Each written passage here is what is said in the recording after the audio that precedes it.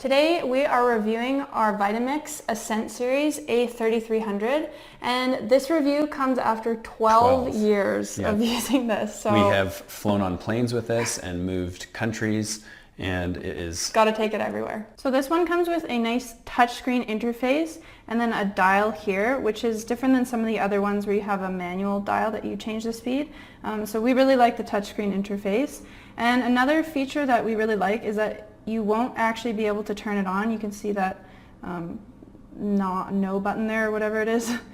You can't turn the blender on unless the blender is actually sitting on the machine. And on that note, the container and the base actually both have a sensor that automatically detects when it's put on. So now you can see that the little thing on the side is gone and you're ready to use it. This container also comes with a snap-on lid, and then you can actually remove the middle portion so that when you put it on the blender, you can use the tamper that comes with this blender too. And the nice thing about this is that it doesn't go all the way down, so you don't have to worry about it hitting the blades when you're tamping your smoothies or your soups or whatever you're making. So that's a really nice feature. So to turn it on, just press the start-stop button. And then you can change the speeds, as you can see on the screen there, by turning the dial. So it has whole and half stops, so you can go up nice and slowly, and it goes all the way up to speed 10.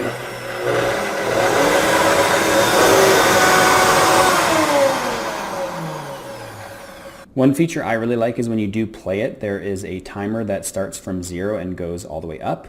Also, you can actually set a timer for how long you want to blend for as well by pressing the dials up and down like that. And then lastly, you have your pulse button on the side here, so if you press it, it'll pulse it at a high speed. So if you really need to get your blender moving and get the food in there blending around, this is a really nice feature.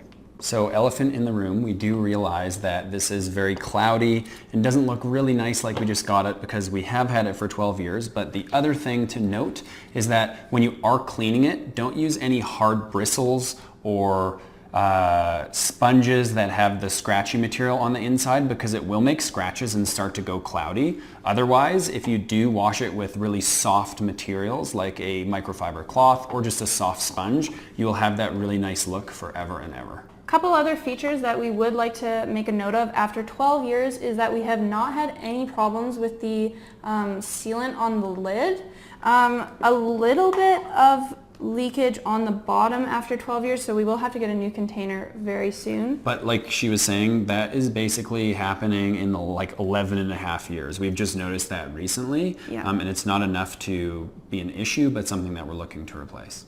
So if you're new to Vitamix or you haven't been experimenting too much with it, we really encourage you to do so. You can make things from flours to nut butters. Soups, smoothies, you can make any type of sauce in here.